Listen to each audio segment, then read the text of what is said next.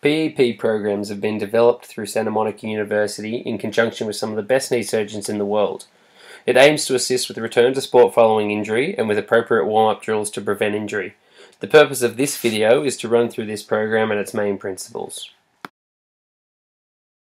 So the first main concept that I want to go through today is with your jumping and landing technique, and I think it's really important for all of the exercises to make sure whenever someone is landing or running to keep their knees straight in line over their toes. What you see in the video is in the first clip, Steve demonstrates a really poor landing technique where his knees collapse in together, and then in the second clip you'll see Steve land with a nice straight knee where it tracks straight over the middle of his foot.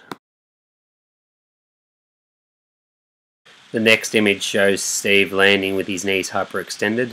It's important for kids especially that when they're landing, they're making sure they use their knees and hips to bend and land softly to dissipate the force evenly, rather than just jamming up and taking all the load through the front of their knees. The second important main concept I want to address is with stepping and cutting. It follows a similar principle to avoiding that knee collapse that you saw in the jumping and landing, except for the fact that it's on one leg. What you see in the video is in the first video, Steve steps off his right leg and you can see his knee collapse across his body. In the second clip, he's a lot stronger through his leg, actually holds his knee towards the outside of his body a lot further. This avoids that knee collapse that we saw in the first jumping and landing videos. The last main concept that I want to address is coming to a stop safely. It's important whenever you're trying to slow down from running that you do it slowly and gradually over a number of steps, rather than just jamming one leg out in front of you and stopping on the spot. The warm-up is an essential step to try and get your body ready for exercise in a training session or a game. We normally start with 50-meter straight line run-throughs at a slow jog, so at about 60% to begin with for 2 laps, then at about 80% of your speed or a fast jog for 2 more laps, and then finally with a full sprint, as you can see Steve doing in the video.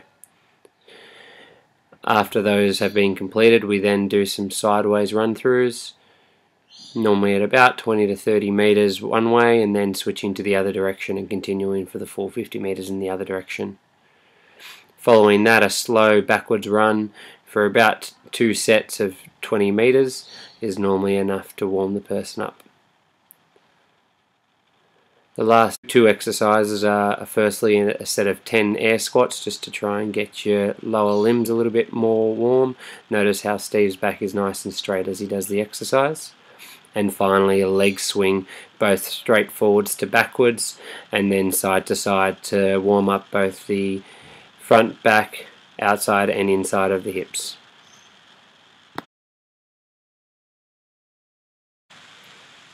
After the warm-up, we normally move forward to the strength component of the program. Strength training has been shown to significantly decrease injury risk. We start with Nordic hamstring curls, which obviously target the hamstring muscle group, especially in a lengthened state. I'll normally start this with 5 repetitions for 1 set and build towards 3 sets of the 5 repetitions through the season. Next are the walking lunges, which more specifically look at the quadricep muscle group or thigh muscles. It's also very important when doing this to work on keeping your hip, knee and toes in line. I'll normally do this for 3 sets of 10 repetitions on each leg. Finally, we work on some one-legged calf raises, normally holding onto a partner or onto a fence to work on your calf strength. I'm aiming to do this for 3 sets of 10 repetitions on each side. The plyometric component of the program is by far the most physically exhausting, and for that reason should be done for technique, not for speed. Firstly, I want to do squat jumps on the spot, aiming on keeping the knees straight as we talked about earlier on in this video. I'll normally do this for 3 repetitions with a short break for 3 sets. If my players are too advanced for that exercise and I want to progress it to a hopping exercise aiming for the same level of control, again 3 sets of 3 repetitions on each leg, making sure they're not fatiguing through the process. Next is forward and backwards jumps 10 times each way, making sure you're landing softly each time. Then after a short break, hopping side to side in the same fashion. Each time you're landing, make sure your knees aren't collapsing inwards and you're staying up on your toes. This can again be progressed to hopping forwards and backwards and side to side, and finally for the most advanced you can do it over a cone. Next will be the split jump exercise. Again, 10 repetitions on each leg, aiming to keep your knees, your hips and your toes facing straight ahead, just like in your walking lunges. The agility component of the program first looks at diagonal running. This is putting your cutting technique into practice. Generally the cones are going to be about 5 meters apart for width and 10 meters for distance, and you're going to have 60 meters worth of cones. This means that the person can cut off each foot 3 times, making sure they keep their knees in a strong position like we outlined in the start of this video. You're going to repeat the exercise for 2 laps. With the bounding run exercise, you want to do it over a space of about 20 meters for each lap, and you're going to complete 2 laps.